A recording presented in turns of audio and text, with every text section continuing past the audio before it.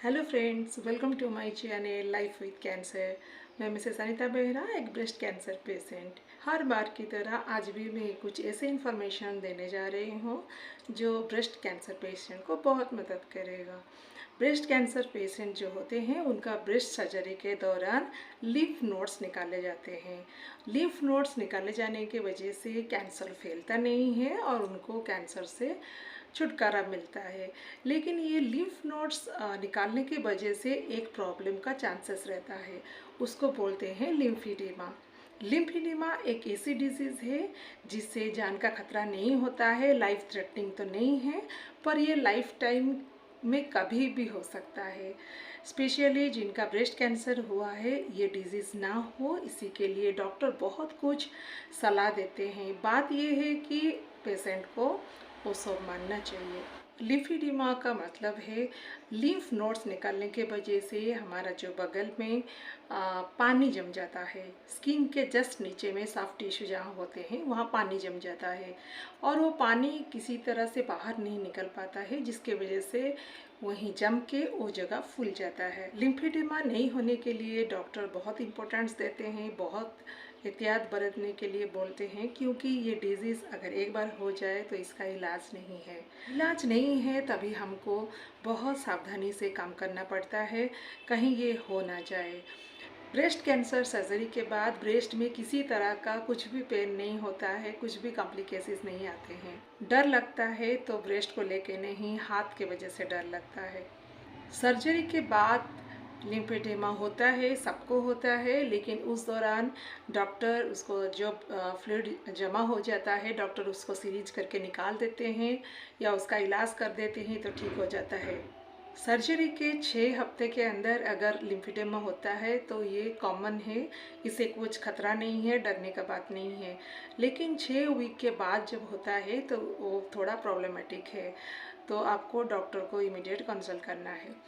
Lymphoedema नहीं हो इसलिए डॉक्टर नेक्स्ट डे से ही फिजियोथेरेपी शुरू कर देते हैं, जिसके वजह से लिम्फ का तरह तरह का फिजियोथेरेपी एक्सरसाइज कराया जाता है, जिसके वजह से पानी नहीं जमता है।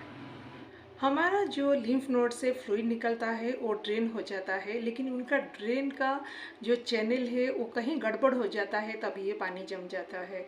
लिम्फेडेमा जब होता है इतनी स्लोली होता है कि पेशेंट को कुछ पता ही नहीं चलता है, वो स्लोली डेवलप करता है। जब हाथ या फिर पाँव फूल जाते हैं तभी जाके पेशेंट को लगता है कि नहीं का कुछ तो गड़बड़ है, तभी डॉक्टर के पास जाते हैं।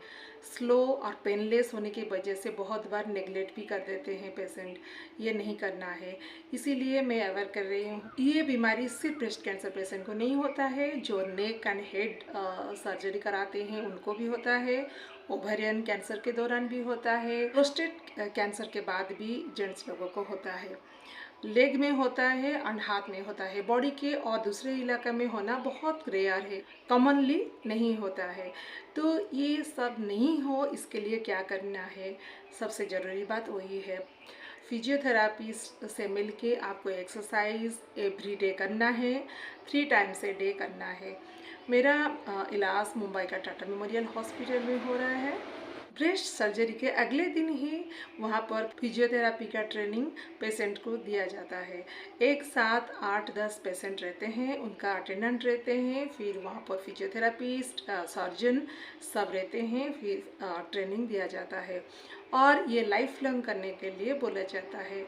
ये एक्सरसाइज बहुत हेल्प करता है, मैं खुद महसूस की हूँ।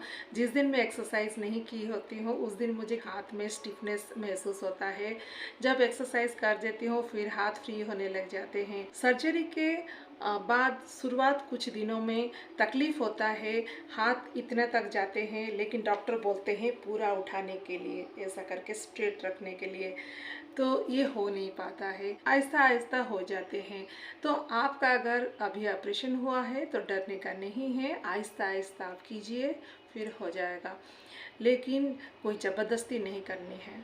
जहाँ पर आपको पेन होने लगे आप वहीं पर रुक जाइए, लेकिन दिन में 3 बार आपको करना ही है, ये ज़रूरी है।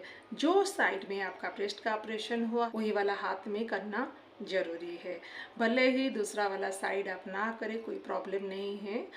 लेकिन जहाँ पर हुआ है वो ज़रूरी है। और भी कुछ चीज़ें हैं जो आपको फॉलो करनी है और अवॉइड करनी है ताकि आपको ये बीमारी ना हो।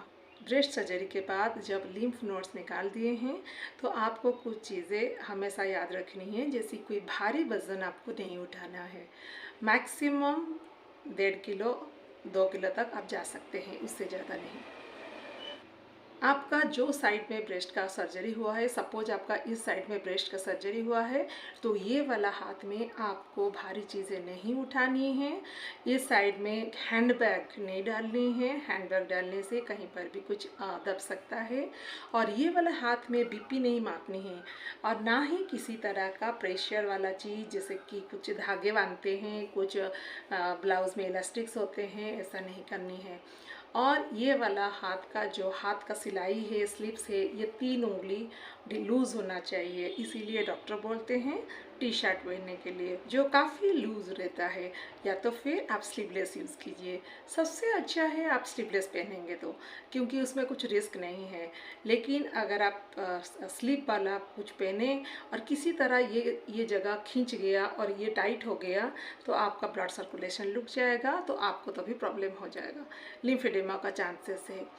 जैसे ही आपको मैं बार बार बोल रही हूँ, इसका इलाज नहीं है, इसीलिए आपका प्रिकॉशन लेना पड़ेगा और अपना हाथ को बचाना पड़ेगा। मेरा एक्सपीरियंस सभी में शेयर कर रही हूँ। जब डॉक्टर ऐसा ट्रेनिंग दे रहे थे तो मैंने उनको पूछा कि हम तो ब्लाउज़ पहनते हैं, तो ब्लाउज़ कैसे पहने, ना स्लीवलेस पहनी है। बोले कुछ जगह ऐसे हैं मैं स्लीवलेस नहीं पहन सकती हूँ। तो बोले कि आप स्लीवलेस बना दीजिए, उसके ऊपर हल्का सा नेट डाल दीजिए, लेकिन नीचे वाला खाली रख दीजिए, ताकि आपका हाथ तो नेट से कवर हो जाएगा, ख़राब नहीं लगेंगे।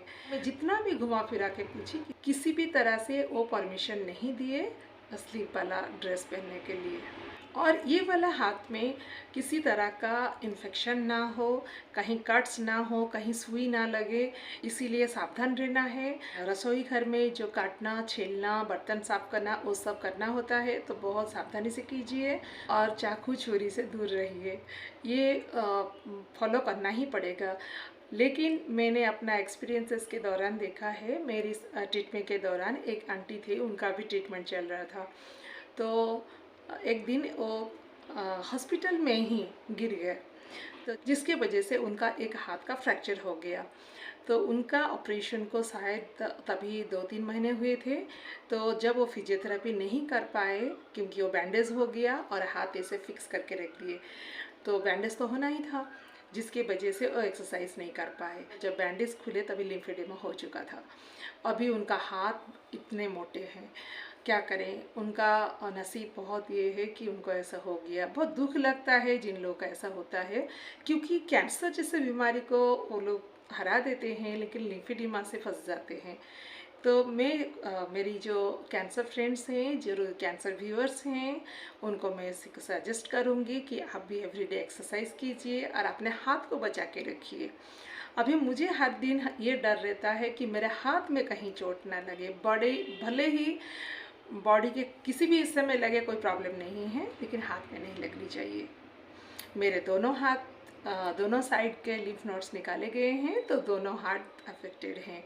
सारे काम हम कर सकते हैं, ऐसा कुछ काम नहीं हम नहीं कर सकते हैं, लेकिन हेवी ऑब्जेक्ट नहीं उठानी है, बस चोट नहीं लगनी चाहिए। चोट लगे कुछ प्रॉब्लम नहीं है, लेकिन कहीं इन्फेक्शन ना हो जाए, बस इन्फेक्शन का डर रहता है, और कुछ भी प्रॉब्लम नहीं है। डरने का नहीं है, समझ से काम लेना है ना। ये जानने वाली इन्फॉर्मेशन, मेरे चैनल को सब्सक्राइब कीजिए। और आपको कौन से टॉपिक पर वीडियो देखनी है या आपको क्या चीज़ का जानकारी चाहिए, मुझे कमेंट बॉक्स में ज़रूर लिखिए। मैं ट्राई करूँगी वही टॉपिक के रिलेटेड वीडियो बनाने के लिए। Thanks for watching. खुश रहिए, मस्त रहिए, टेक केयर।